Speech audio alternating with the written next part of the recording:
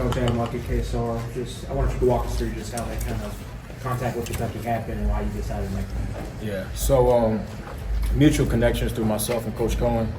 Got a phone call, then I got another phone call from Coach Cohen, and then kind of took off from there. The rest was kind of history.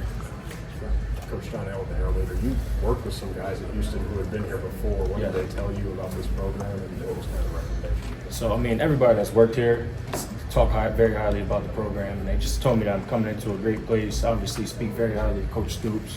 Familiar with him and his family already, but just to come in, was going to get welcomed, which I was welcomed with open arms and great people. I only been here for a couple of days, but the staff is very genuine. Got really nice facilities. Players are pretty good, so off to a great start. How long does it take you to get acclimated and figure out where things are, who people are, and whatnot? I'm still getting acclimated, if I'm being honest. I think this is like my third day here. So first time in Lexington too as well. But as far as the building, just kind of walking around, exploring, just trying to, put the names with the faces and meet everybody. And then outside of that, it's been fairly easy. I don't do much anyway. I've been in this building damn near the good amount all these days. So got the building down, starting to get the players down and the staff down. So doing pretty good. Coach Forrest Tucker, ABC 36. You're a younger guy in this coaching game. Do you feel like you have something to prove every day when you come into work? I don't know if I would say I have something to prove, but I'm actually highly motivated more so. So, I'm just eager to learn, continue to get better. Like you said, I'm a younger guy, so, I'm still learning, still growing, and obviously surrounded by a great staff. Got some older guys on staff that I can learn from and kind of pick their brains and just learn as I go day by day. So I'm super excited about that. What is your personality? Stoops came here a decade ago and he was fiery and still is, but he's mellowed some. Yeah. How does your attitude and emotional attitude gel with these other guys? I think it's going to gel pretty well. I'm more laid back. Obviously now I'm laid back, but when I'm around the guys, when I'm on the field, practice, meetings, game day, I'm pretty energetic. I'm pretty passionate. I've played, so, obviously everybody likes to play as long as they can. Obviously, I wasn't that good of a player, got cut short, but, still the passion's there. So I'm pretty fiery on game day, but I'm pretty laid back outside of the field. What were your positions, or your early impressions of the position room you're inheriting, and what was kind of the early message to those guys? Impressions, one, got a pretty darn good room, if I'm being honest. A lot of good kids in there. Just having one-on-one meetings, addressing the room, and just letting them know where I'm coming from. I've been in their shoes. I've played where they're trying to go.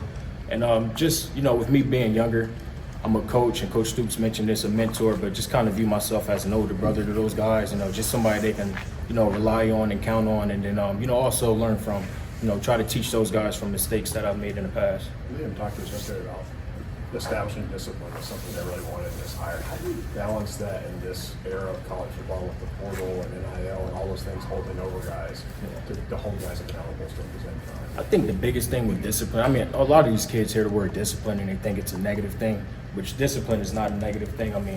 You grow from discipline, you learn from discipline, and it not only makes you a better person, but it also translates to the field and makes you a better player. So, like I said, just, earning those guys' trust, so where they can count on me, but also when I need to crack down, that they know it's coming from a good place and I'm not just getting on them for no reason.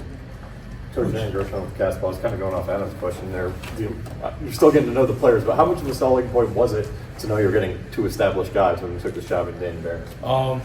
Really didn't have to sell me on much, if I'm being honest.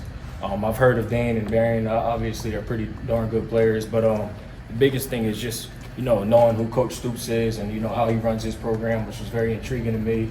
And then having those guys, walking into a room with those guys was just a plus for me. It's I'm ready to get my hands on. It's going to be fun.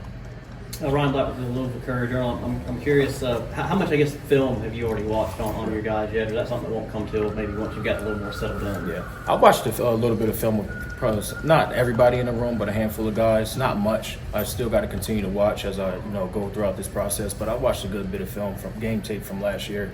Those guys are good players. They had a lot of early success young. So just trying to build off of that and just get them in the right mindset. Coach Dick Gabriel, UK Radio Network. What was yours from afar, from a distance, your impression of Kentucky football? Maybe seeing them on TV or highlights or scores or whatever? Well, obviously growing up, I had two older brothers and they played college football, so big college football fan, growing up in a football family, just always seeing Kentucky on TV and watching them play. Like I mentioned before, just watching Coach Stoops as well. I'm just excited to be here. I know this place has a lot of tradition, a lot of pride, and I know how much the fans and the community buys into Kentucky football. So that's something I'm looking forward to being a part of. Jeff Drummond from Cats Illustrated. One of the things Mark told us when he was looking for a new coach was trying to find somebody young and able to go out and actually demonstrate. But do you still have some good routes left in you? Show these guys? Yeah, I mean, it's been a while, but I'm gonna have to put my cleats on to get in that indoor and kind of tune back up. Coach Verbois, who actually works with the receivers as well, he does a pretty darn good job. He's very active and hands-on, so got to get with him and kind of sharpen the tools, and that way I can get these guys right and show them the right way. So what's your job look like now with the Bull Club? Are you helping Coach Verbois out there? Or are you just kind of taking a step back? What kind of role do you have right now? Just more so taking a step back, trying to feel the guys out. Just not jumping into it too soon.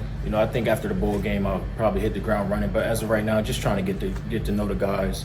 A lot of personality in that room, which I'm excited about. I've had a few guys back in my old spot that had some personality and some charisma to them. So I'm definitely happy that we got that here too as well. What were your recruiting responsibilities at Houston, and how does that translate just now recruiting to an SEC program? Yeah, so when we got the job at Houston, if I'm being honest, that was my first time actually ever being and visiting in Houston.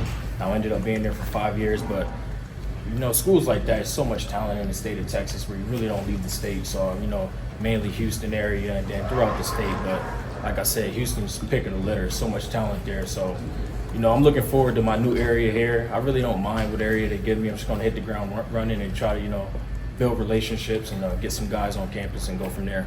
You've already kind of touched on this a couple times with your age, but I guess how much have you noticed does that help in the recruiting and just on the field where guys they're trying to be respectful about this, but they don't feel like you're their uncle or grandpa. I mean, you feel like you be able to line up with them right now. Does that translate to the guys just kind of see you being so youthful and kind of young and can relate with them on certain things? Yeah, I think that's very helpful. It's something I definitely use to my advantage. And then, whether I'm washed up now, a lot of guys want to see things, but I got tape too, so they can turn on the film and check it out. I don't really talk about myself too much, but they can watch the tape and figure it out.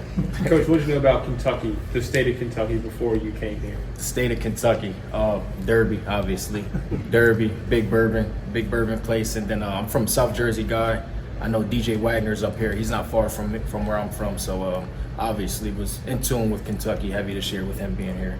These guys will be working with their third quarterback in as many years. What is the challenge there for a wide receivers coach and his guys getting to know a new quarterback and get that chemistry? I think the biggest thing is just trusting in Coach Cohen and his plan. Obviously, he's his offensive mind is pretty sharp. I trust in whoever's back there under center that they're going to do the job at a high level. And my thing is just to, make sure these guys are bought in, and not only trusting in myself, but trusting in the offensive staff and everything that we're doing. And I think if we buy in, which they seem pretty bought in right now, then everything will take care of itself. Everybody good?